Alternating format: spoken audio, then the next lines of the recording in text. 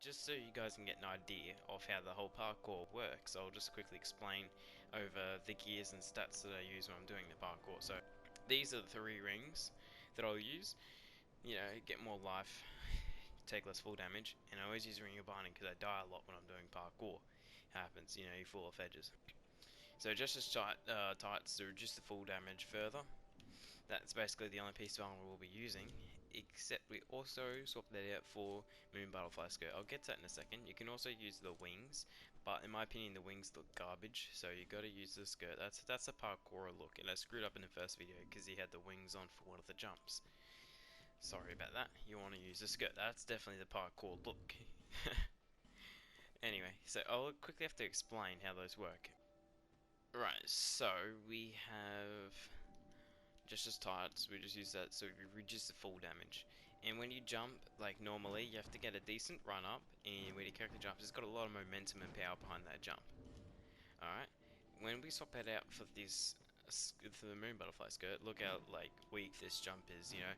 You don't get further at all. He's a lot slower in the jump, and he loses his diagonal fall. So he'll try to do a bit of a stasis kind of thing with going sideways, and then he just drops, as you'll see.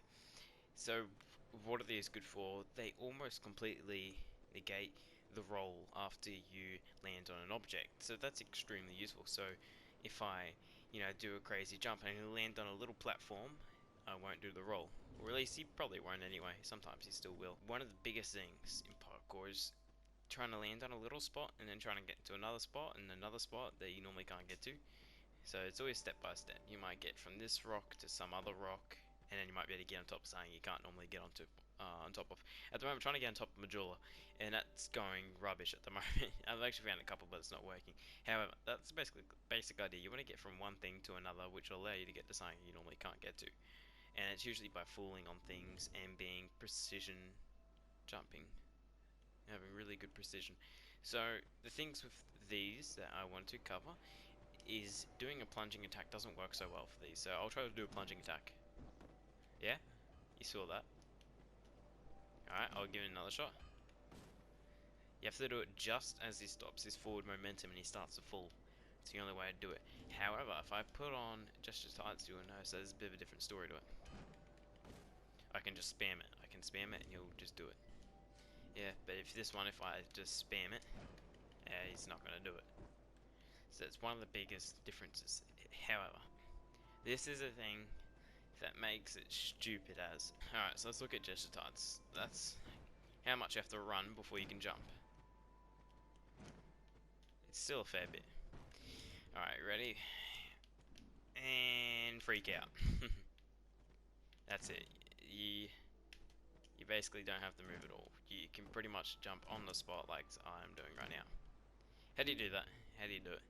So it basically means that right when your character is just starting up the run, he can jump straight away. He doesn't have to do a big run up, he just can jump. So this means that we can land on a tiny ass platform and still perform a jump to get into another one that we normally can't get to. Yeah, it's pretty cool. So how I do it on a controller, which you should all be playing on anyway, is right as I hit the toggle all the way to its farthest point forward. As soon as it hits that, as soon as I hit the rim for the, like, you know, I can't push the toggle any further. As soon as I hit that, as fast as I can, I'll push it into that. You can do it slow if you want, but you know, as fast as you can, you slam it straight into the rim, and then you hit L3, sorry, the jump button, as soon as you hit the rim. So as soon as I'm hitting the rim, I'm doing it, and that it seems to be the best way of doing it. As you can see, I am hardly moving before he does his jump. He's taking like a little baby step. That's it. Alright, the next thing about jumping that you guys should know is baby jumps. Alright, so there's actually a few jumps. There's baby jumps, and there's also like a hyper jump, like a super jump that he'll occasionally do. And how do you do those? Alright, so with a baby jump, if you are pointing the camera down, your character will do a pretty bad jump. It's a baby jump because your character doesn't want to push outside of the camera. So if you're pushing the camera down, it forces your character to kind of stay relatively within it and not leave the camera. But if you're looking just straight ahead, your character can't leave the camera, and he's not near any boundaries, so it doesn't force it, whereas that's forcing it down. Very similar to as if we have a horizontally swinging weapon, if we point the camera down, we are forcing him to swing at the ground, whereas normally he doesn't hit the ground at all. Alright, now there's another kind of baby jump that you can do, and that's right when you jump as your character's already falling off. Now it's got crazy timing, so I don't think I can really show you guys. But it's just as your character's falling, you can do a jump. And you just need to just hit the edge at the very start of your jumping animation, and your character slides past it and he gets boosted. You will know when you get it. It's quite easy to practice. You just need to just clip something on your jump, and then your character will get an additional like boost for hitting it. It's quite cool, but yeah, there's definitely a lot better examples I'm showing at the moment, and sometimes you can get crazy big boosts, and you'll see your character, they will just go flying. When you get a really good one, you will know. Alright, so onto Moon Butterfly Skirt. How does that affect Moon Butterfly Skirt? So, because it's got weak momentum, it can't really do it. However, when it does do it, it has some kind of bug where you just jump so far. So, the other thing with the butterfly set is that when you make a jump and you hit an object while you're in the air, you will stop on that object. Whereas normally, if you made a jump with the Jester's leggings and you hit an object, your character will keep going. Alright, let's see if we can get an example with this block right here. Alright, I'll try to do a jump right here. You see how he just stops straight away as he gets on top of that wall? If I hit it, he just stops. See that? It looks so weird because he just stops. Whereas if we use gestures and he hits a wall, he doesn't really stop in the same sense. He will still stop somewhat, but although he pauses himself there before I can kill myself.